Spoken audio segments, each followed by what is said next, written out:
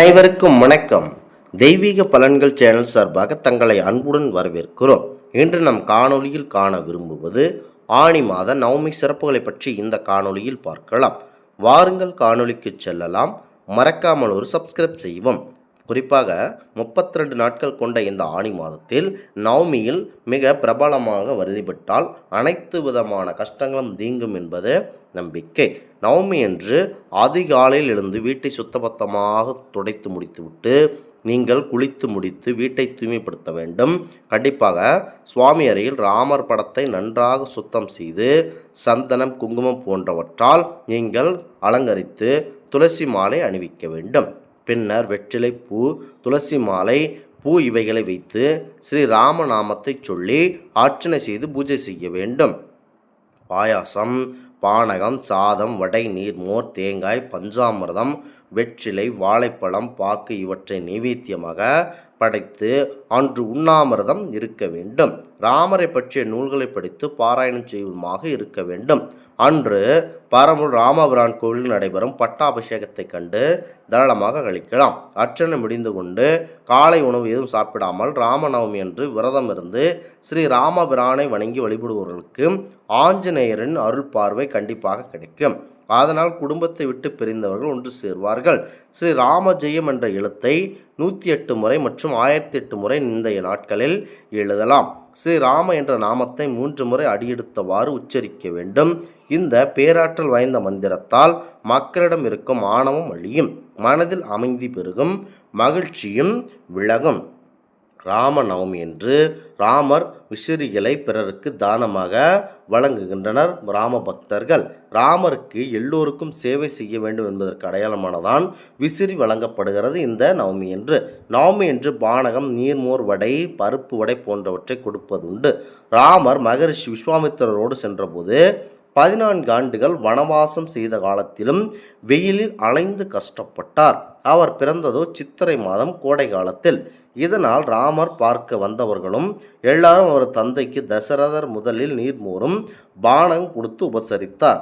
கூடவே விசிறியும் கொடுத்தார். இதனால் ராமநவமி என்று இவற்றை பிறருக்கு கொடுக்கும் வழக்கத்தில் உள்ளது. மேலும் பக்தர்கள் அன்று தங்கள் சக்திக்கு ஏற்றபடி வெள்ளி, பொன், செம்பு முதலியவற்றால் வடிகட்டப்பட்ட ஸ்ரீராமர் சிலையை ஒன்றை தானமாக வழங்குகிறார்கள். இவ்வாறு வழங்குவதன் மூலம் ராமரின் அருட்பார்வை அவர்களுக்கு கிடைத்து கண்டிப்பாக நல்ல பேரருள் கொடுக்கப்படுகிறது. விஷ்ணுவின் அவதாரமான கண்ணன் அவதாரத்தில் ஒரு முறை ஆயர்பாடியில் மழையின்றி கடும் பஞ்சம் ஏற்பட்டது. ஆயர்கள் இந்திரனை வழிபடுவதை விட்டு கோவர்த்தன மலைக்கு பூஜை விழா நடத்தி அவர்களுடைய குறையை கூறிக்கொண்டனர்.